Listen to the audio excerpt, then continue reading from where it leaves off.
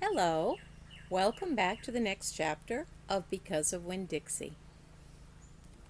I believe we left off at chapter 12. Me and Winn Dixie got to Gertrude's Pet so early for my first day of work that the closed sign was still in the window. But when I pushed on the door, it swung open, so we went inside. I was about to call out to Otis that we were there, but then I heard music. It was the prettiest music I have ever heard in my life. I looked around to see where it was coming from, and that's when I noticed all the animals were out of their cages. There were rabbits and hamsters and gerbils and mice and birds and lizards and snakes. And they were all just sitting there on the floor like they had turned to stone. And Otis was standing in the middle of them.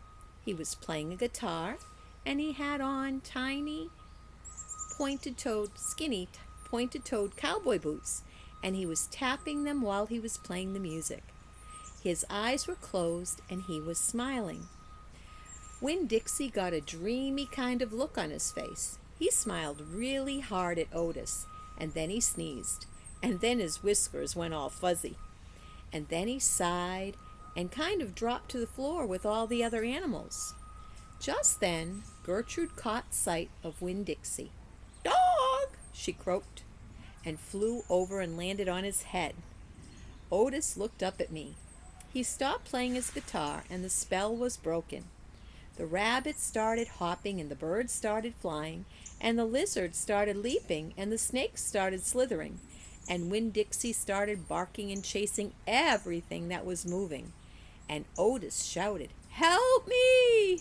For what seemed like a long time, me and Otis ran around trying to catch mice and gerbils and hamsters and snakes and lizards. We kept on bumping into each other and tripping over the animals, and Gertrude kept screaming, "Dog! Dog!" Every time I caught something, I put it back in the first cage I saw. I didn't care if it was the right cage or not. I just put it in and slammed the door. And the whole time I was chasing things, I was thinking that Otis must be some kind of snake charmer. The way he could play his guitar and make all the animals turn to stone. And then I thought, "This is silly." I shouted over Winn Dixie barking and Gertrude yelling. I said, "Play some more music, Otis." He looked at me for a minute. Then he started playing his guitar, and in just a few seconds everything was quiet.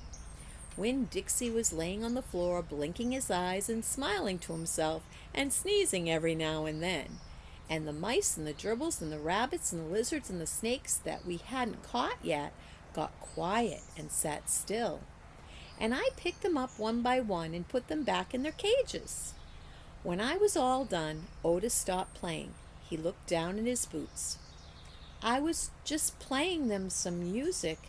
It makes them happy." "Yes, sir," I said. "Did they escape from their cages?" "No," Otis said. "I take them out. I feel sorry for them being locked up all the time. I know what it's like being locked up." "You do?" I said. "I have been in jail," Otis said. He looked up at me real quick and then looked back down at his boots. "You have?" I said. "Never mind," said Otis. "Aren't you here to sweep the floor?" "Yes, sir," I told him. He walked over to the counter and started digging through a pile of things, and finally he came up with a broom. "Here," he said, "you should start sweeping." Only he must have gotten confused. He was holding out his guitar to me instead of the broom. "With your guitar?" I asked. He blushed and handed me the broom, and I started to work. I am a good sweeper. I swept the whole store, then dusted some of the shelves. The whole time I worked, Winn Dixie followed me and Gertrude followed him, flying behind him and sitting on his head and his back and croaking real quiet to herself, "Dog, dog." When I was done, Otis thanked me. I left Gertrude's Pets thinking about how the preacher probably wouldn't like it very much that I was working for a criminal. Sweetie Pie Thomas was waiting for me right out front. "I seen that," she said. She stood there and sucked on her knuckle and stared at me. "Seen what?" I said. "I seen all those animals out of their cages and keeping real still. Is that man magic?" I asked. "Kind of," I told her. She hugged Winn Dixie around the neck. "Just like this grocery store dog, right?" "Right," I said. I started walking, and Sweetie Pie took her knuckle out of her mouth and put her hand in mine. "Are you coming to my birthday party?" she asked. "I surely am," I told her. "The theme is pink," she said. "I know it," I told her.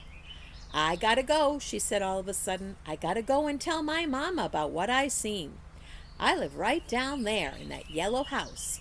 That's my mama on the porch. You see her? She's waving at you." I waved at the woman on the porch, and she waved back, and I watched Sweetie Pie run off to tell her mama about Otis being a magic man. It made me think about my mama, and how much I wanted to tell her the story about Otis charming all the animals. I was collecting stories for her. I would also tell her about Miss Franny and the bear, and about meeting Gloria Dump and believing for just a minute that she was a witch. I had a feeling that these were the kind of stories my mama would like, the kind that would make her laugh out loud, the way the preacher said she liked to laugh. Chapter 13. Me and Winn Dixie got into a daily routine where we would leave the trailer early in the morning and get down to Gertrude's Pets in time to hear Otis play his guitar music for the animals. Sometimes Sweetie Pie snuck in for the concert, too. She sat on the floor and wrapped her arms around Winn Dixie and rocked him back and forth, like he was a big old teddy bear. And then when the music was over, she would walk around trying to pick out which pet she wanted. But she always gave up and went home because the only thing she really wanted was a dog like Winn Dixie. After she was gone, I would sweep and clean up and even arrange some of Otis's shelves because he did not have an eye for arranging things like I did. And when I was done, Otis would write down my time in a notebook that he had marked on the outside. 1 red collar, 1 red leather leash. And the whole time he did not in any way ever act like a criminal. After working at Gertrude's Pets, me and Winn Dixie would go over to the Herman W. Block Memorial Library and talk to Miss Franny Block and listen to her tell us a story. But my favorite place to be that summer was in Gloria Dump's backyard. And I figured it was Winn Dixie's favorite place to be too, because when we got up to the last block before her house, Winn Dixie would break away from my bike and start to run for all he was worth, heading for Gloria Dump's backyard and his spoonful of peanut butter. Sometimes Dunlap and Stevie Dewberry would follow me. They would holler, "There goes the preacher's daughter visiting the witch." "She's not a witch," I told them.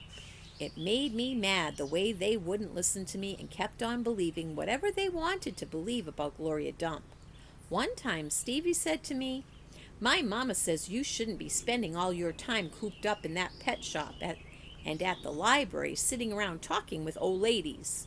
She says you shouldn't go out in the She says you should go out in the fresh air and play with kids your own age. That's what my mama says." "Oh, lay off her," Dunlap said to Stevie.